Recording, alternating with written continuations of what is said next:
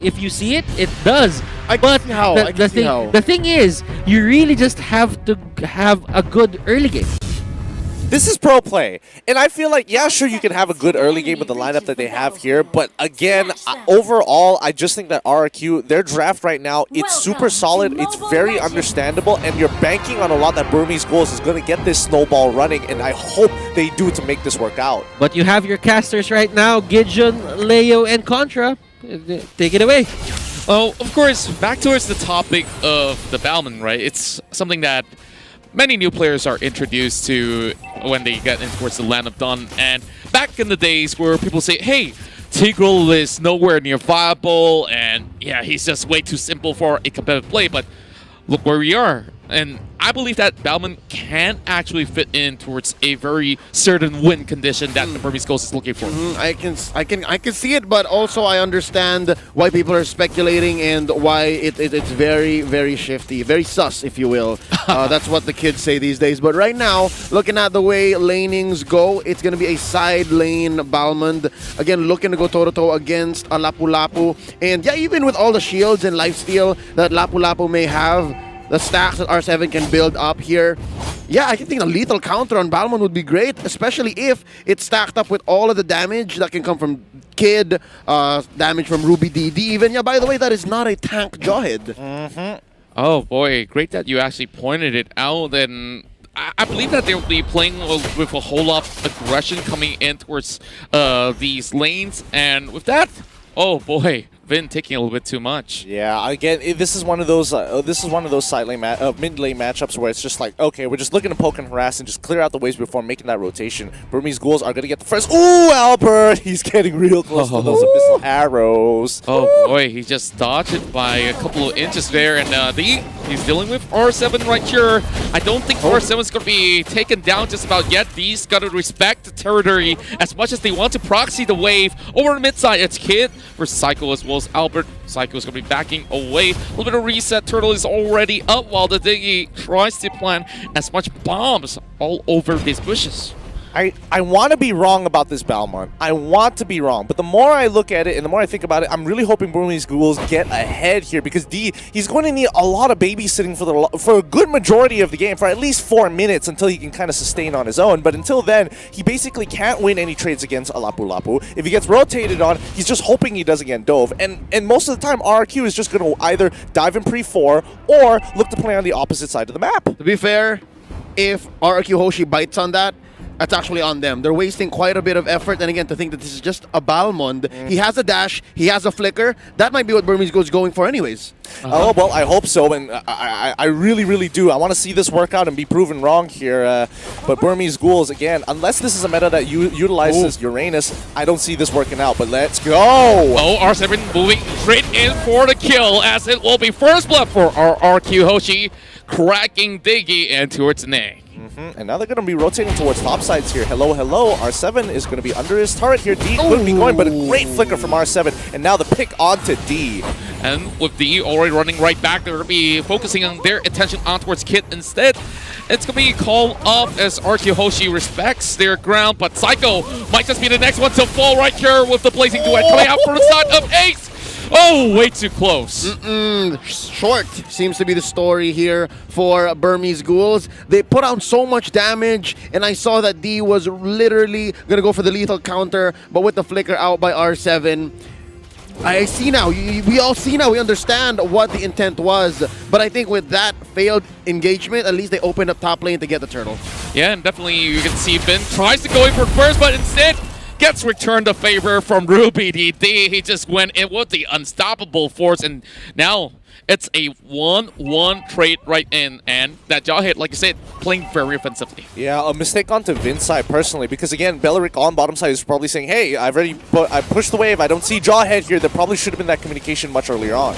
Pressure on towards R7 while Psycho's going to be cutting in towards the corner just to negate a little bit of a pressure. Vin will be able to clear some of these camps pretty much safely, but I don't think that it's really much necessary for D to be there at this very moment, but definitely RRQ Hoshi can take it slow, and eventually they have to ramp up, and here goes Albert driving straight in towards 3 members, and well, they will be able to catch out Ruby DD. Yep, really well played coming in from RRQ Hoshi. They cleared up their top side. They realized, you know, they're putting a lot of pressure on our top side. Let's just run down bot side and make a play. Here we go in mid. That's going to be one caught in the middle. Vin. D from the back spinning around. Time's journey by maybe. In comes the other. R7 gets one. Psycho finished the job. Kid is going to bite it as well as D. It's a 2-for-1 here. RRQ Hoshi win that one against Burmese Ghouls. Is it really worth it to actually risk everything over mid-side just for this, as RQ manages to punish Burmese Ghouls, and unstoppable force, and the ejector straight towards Psycho, and he will fall. Overstepping in towards that zone definitely is very punishing. Great punish. I mean, honestly, great punish coming in for Ruby DD. He even gets the Blade of Despair. We haven't seen this in a while, but at least he's going toe-to-toe, and he's doing a great job, an excellent job, in fact, doing so. But let's look at the builds and kind of have a bit of a deliberation over it, because again, you can see Lemon, he's building defensively once more. Well, there's looking towards those builds, you've already seen some hepatises out there for R7 as well. So I believe that he'll be doing just about fine. A lot of attention on towards that turtle coming up, and Burmese Ghouls already got one in the back, and just looking at the goal differentials, RRQ Hoshi is still having it in the back. They do not want to lose this though. Psycho approaching really close, but Albert, he tries to go in with the Retribution to steal it away, and in towards the Tempest. The time journey is being popped, and they're chasing right in, looking for Kid. Flicker has been popped up as well. Maybe with Slither Health will be taken down by the Ling as they go in for more, but see, they are in their face, and Albert is the only few that's left alive alongside with R7. Oh boy, oh boy. I mean, Ling, Albert could have gone for one more, but I think he didn't want to risk it, considering that Ace did have the orange buff on him, and he didn't. So it's like, I want to go in, but he's got a lot of damage, and Marksman's with orange buff slow me down with true damage. It's definitely not the best decision, so he pulls back out. It's going to be a 2-for-3 trade. I think the Burmese Ghouls here, they're trading good for numbers, right? They're catching up. RRQ Hoshi still keeping up the pressure, and that one turret lead, if they continue trading this way, it might take a while for Ace to actually be unleashed. And so far, so good. 7 minutes, 30 seconds in. About D is holding his own here. Yeah, I definitely like what I'm seeing right now. As much as they did actually give the turtle away accidentally with Ling just flying through with the Retribution. Not that they can stop it anyways, right? So with that, we're going to be seeing a little bit more skirmishes over on towards Smith, trying to catch over on towards Smith, but Psycho jumps right in. Time Journey being popped up as well. Ruby DD sets up for a dive with the unstoppable force, and there we go. A catch on towards Ruby DD. This is Albert punishing him. Oh! What a huge one coming from RRQ Hoshi. Kid for Albert, and in goes D. This is not a good look for RRQ Hoshi. They lost their core for a mid. This is the jungler. Albert should never be caught out like that. Wow. There's very little catch on the side of Burmese Ghouls. What do you want from there? You're looking for that reverse time. You're looking for that knock-up or that throw away the ejector. You're looking for that arrow. And for that split second underneath that turret, they were able to still take out Albert every time. Oh, if they keep doing that, well, hold up. He's getting bursted. Oh boy, that's going to be a turret being lost up, and great that you mentioned it, as of course that's a 1-for-1 trade in that role exchange. Not entirely the best of scenarios in the long run, but look at what we have. Another turtle here. Ace could easily take this one for Burmese Ghouls, as goal disparity obviously is not really too much for the moment, but big items have been purchased by Ace as well as D. Golden Staff, and as well as Brute Force Breastplate onto D here. And going back to that fight, honestly, it literally was just maybe who saved the entire fight. That Aegis, on top of the smart missiles, the shields wasn't enough for Albert to actually win that fight. And then, once they walked away far enough, the high and dry came into play. But it looks like they want to go for more here. Oh, they caught out Psycho. This is going to be an opening for the side of Burmese Ghouls. They're trying to find a way to just get some picks, but Lemon has already popped his ult, and there's nothing much that the Valorant could have got out of that anyways. Now Albert tries to move across the map, trying to make a little bit of a split push coming in towards the top side, and well, members of Burmese Ghouls, they're definitely nowhere near towards where the Ling is. I mean, Ruby DD is on his way up to kind of match the push, but I think it's going to be a little too late. And you don't forget that Vin, he's going to say hello, hello, get a good stun here, but hopefully he doesn't get one shot. Definitely a good trade in towards mid, but Ruby DD, speaking of one shot, yeah, there we go. Albert just gets one for free. Great bait coming in from Vin overall. Leo, I mean, the way that this fight is going... Wait, hold on. Hold on. This fight is going to be good. the spin and the Dryad. Wrapped the Dryad in by Lemon, turning it into a false engage. Oh, but they were baiting the lethal counter, not taking anyone down. Blazing the wet by Ace. Oh, I think they're just going to say, we'll take this purple and get out of here. Yeah, I guess perhaps it was worth it at the end, although they did expend a lot of all these elements like the Blazing Duet, and this is where Albert wants to find that sort of takeoff with all these members coming rushing through the Little Wanderer side. They're going to be looking for Ace, and maybe gets popped out instantaneously. Whoa, that was a little bit too much for the Diggy. Okay, say what you will, but I think the fact that Vin has to expend an ult to take down Maybe, that's fine, because I think that was Maybe's job anyway. Yeah, just to some soaking extent, what they if need you to. keep doing that, especially in big team fights like this, especially when Maybe's Time's Journey is off cooldown, he wouldn't mind. But right now, I guess, since it is kind of a standstill, watch out. This might be conditioning, I don't know.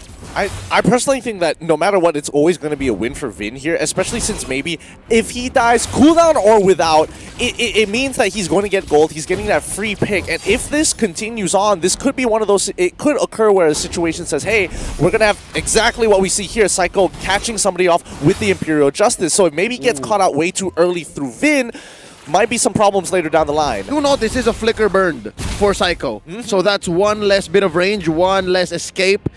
But I'm not counting out the fact that he might get away with 1 HP. It seems to happen all throughout the weekend. Yeah. I'm being purchased by Maybe. And time to time again, we're going to be seeing a little bit of the choke point being set up coming in from the side of Burmese Ghouls, but nothing that they could possibly get out of, perhaps just trying to contest for this buff at the moment, but Lemon is already moving right in. Baby is going to do exactly the same, just to soak in whatever is being thrown at from the side of RRQ Hoshi, goes in for a reset, but honestly, they are setting their eyes on the prize here with a big win on a team fight. They could obviously look for the first Lord, but Live Despair has already purchased from R7.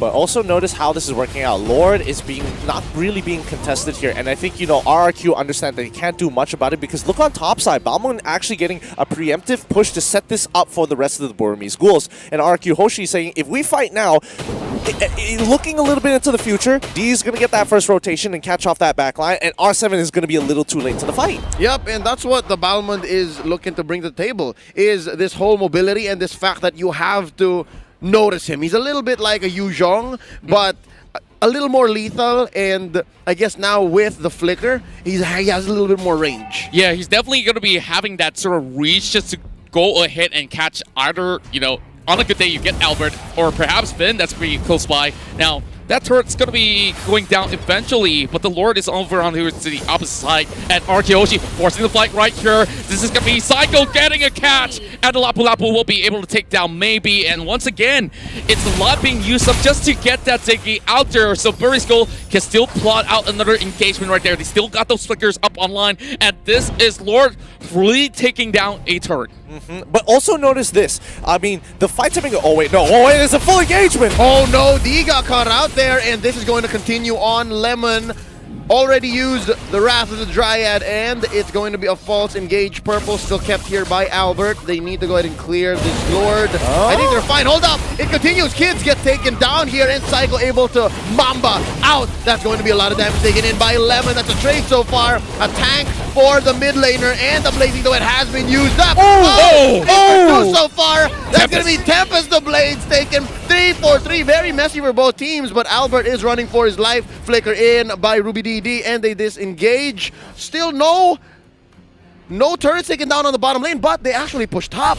Yeah, I think it's good enough for the side of Burmese Ghouls after that sort of fight that they have called on for, and almost actually getting everybody in the back except for Albert, of course, having so much mobility to move in and out. But hey, eventually, this is definitely going to pay a whole lot of dividend. Let's look at the instant replay to break this one down further, Gideon. I mean, check this out. The way that they're taking these fights here, Rubididi actually getting the ejector on that slide, into the slide, really great play. They trade evenly so far, but now they want to actually catch Albert here. I don't think they have the tools to do so. But coming back into this, now, it really comes to how strong maybe is going to be. The more survivable he is, his ultimate is going to be very relevant in these full 5v5 team fights. If RRQ Hoshi wants to really punish them, they hit maybe first. And one more thing to know, Burmese Ghouls not getting as much as a snowball, but they are getting those objectives. So get ready, because RRQ is going to start fighting it out and really starting to play more flexibly in the late game. Yeah, the only goal difference is only 1,000, and here comes maybe once again coming in from the side. It's going to be D as well, and Psycho's getting caught out. He needs to run for his life, and he will eventually fall to the hands of Maybe. And with that, Maybe, as much as he gets popped up, D is all the way towards the back line looking for Albert, and R7 already dropping out. But Kid is giving his life up eventually as Albert pops in the Tempest. The damage is good, as you can see. Ace and the rest of the members of Burmese Ghouls, they're looking to end Game 1 right here, right now. And Burmese Ghouls, they take first blood. Woo! What a way to drop the game. One mistake coming out from the side of RRQ, and Burmese Ghouls take a game off of RRQ. This Fearless.